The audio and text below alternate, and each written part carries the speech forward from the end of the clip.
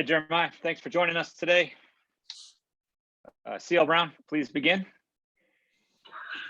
Hey, Jeremiah, you were being named as kind of a mentor to Cedric Gray, and even he back in the summer, I think it was, mentioned going over to your house to play video games, and then you making him break out the playbook to kind of go over the scheme and everything. I just wanted to get your perspective on how your friendship, how your relationship has grown, and what kind of player Cedric has grown into.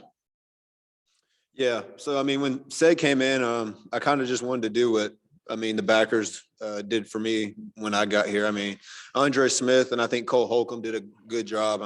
Great job of developing young linebackers, that you see today. With Chaz coming out, me coming out, guys who are able to play the linebacker position at a really high level. And that's what I wanted to do before I left Carolina. I want to leave it better than what I got here. And I think just meeting with Ced and just meeting with all the linebackers that came in, I think me and Ced just grew close to one another because he was just always asking questions. He was always wanting to find out what that next level was about a formation, check, call. So, the relationship just grew, and sometimes he'd come over to my house. Sometimes I wouldn't quiz on him, but as the relationship grew stronger and stronger, he'll come over and play video games, and sometimes I might just click the game down and we'll turn on projector and we just might sit there and just watch film for the upcoming season because the season hasn't even started yet. So we'd watch film based on formation and stuff we would call. And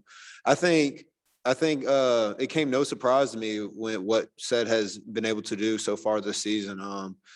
He prepares himself like he's been a starter for 3 to 4 years in the program. He asks questions when they need to be asked, and then just his communication, I believe, on the field, it helps him just play to the level that he can play at. I can't say enough about Ced. I think he's came a long way. Even in fall camp, they had Ced playing Mike and Will learning both positions. And for him to be able to settle down and go to that Will position and play it at a really high level, it says a lot. And I think he's just going to continue to get better and better as the year goes along and as his career goes on. And just a quick follow, how rare is it for someone to learn both those Will and Mike positions at the same time?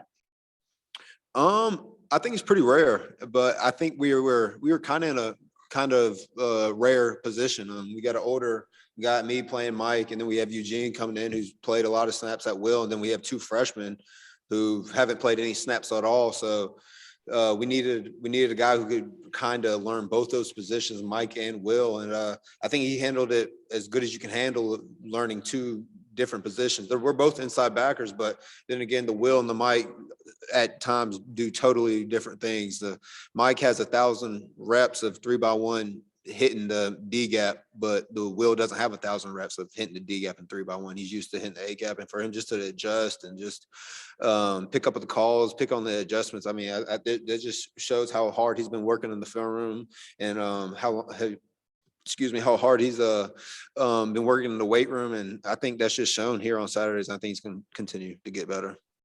Thanks. Andrew Jones, go ahead. Hey, Jeremiah, you guys have, of your 5 remaining opponents, 4 of them are ranked right now. Obviously, you don't want to look too far ahead. You got a big one this weekend, but how much of an opportunity is it for you guys, big opportunity, to sort of reverse the narrative around the team right now, the way you guys can close the season? I don't think you could have asked for a better opportunity, especially based off how we started the season. Being able to finish this season with 4 ranked opponents, and they're all in the top 25, good, prestigious teams. I don't think we could have asked for anything more. I think that it's the whole season's decided up to us. Do we want to end the season with a bad ending, or do you want to end the season on the right path, not starting like how we wanted to start it, but finishing like how we know the team can finish? Notre Dame has kind of used as a second quarterback a little bit of late, a guy who can run a little bit more. What have you seen from their offense, and the fact that you got to prepare really for 2 different types of quarterbacks that could be a challenge? Yeah, definitely. 12 they bring in. What he's shown on film, his ability to scramble and to find receivers is at a very high level.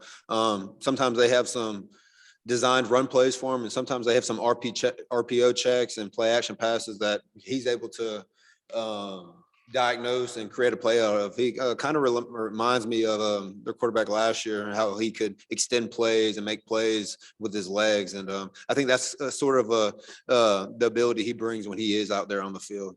Cool. Thank you. Okay, let's go to Gregory Hall. Hey, Jeremiah, when the defense is playing at a high level, what are some of the things that you're seeing at a constant, and how does that differ when things aren't going the way you want it to? The first thing I notice is I feel like our energy is up. I feel like the energy in the rooms or out there on the field is really high. Like when someone makes a play, everybody's around the ball, jumping, excited. The sidelines going crazy. But what's happening when the game isn't going right? Maybe we're down by 10 points and we're down by 2 scores, and someone makes a big play. How is the energy on the field at that time rather than being up 14 and getting excited? Why can't we get excited when we're down by 10 points and someone makes a big play?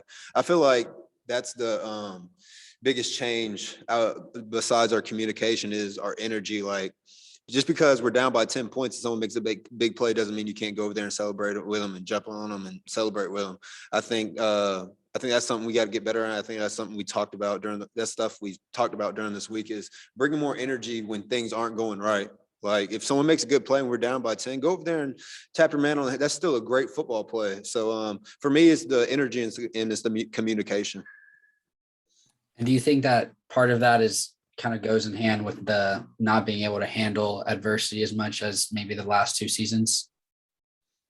Absolutely. I think you said it best. Like when adversity strikes, I feel like the difference between this year and the past 2 years is that when adversity hits in the face, like, are you going to stand up and come to the challenge, or are you going to morph down? And I'm not going to say we morph down from like the challenge ahead of us. I just feel like the energy on the football field and then on the sideline goes down as soon as adversity hits, whether they're up by a touchdown or they're up by 3 points. I feel like the energy goes down on the field and on the defensive side of the ball. And I feel like that's something we can get corrected and get better at.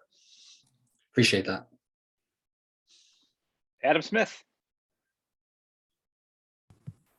Hey, Jeremiah, wanted to ask you about Notre Dame, and you used the word prestigious about some of these schools you guys have left on the schedule. I mean, Notre Dame is about as name brand as it gets for a guy, like you, who's been around for a long time.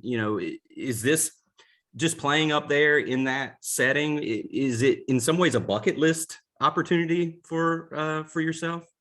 I mean, absolutely. Growing up, I've always known about Notre Dame. I always know about Big Ben up there. I mean, it's exciting to go up there and play. I know all about the atmosphere, seen it on TVs for years. Actually, I have family who live up north who are big Notre Dame fans. So I've heard about it all my life, watching on TV, and just to have the opportunity to go up there to play, I'm just blessed. I mean, this is what players live for. This is what players in college football. I mean, if you're not excited to go play up at Notre Dame, I don't think you're in the right sport. Tell us about those family members. Where do they live, and who are they? They live in Pennsylvania.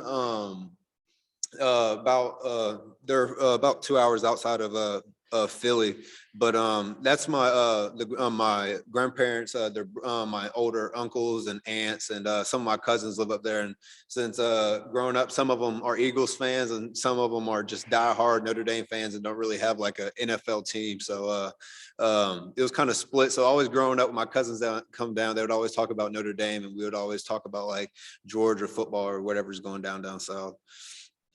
Awesome, man. Thank you. Ross Martin, let's finish up with Jeremiah. Hey, Jeremiah, how have you been challenged this season as a leader? I think how I've been challenged is kind of what I've said before with us hitting adversity at points in games and points during the season. I feel like I've been a leader since Max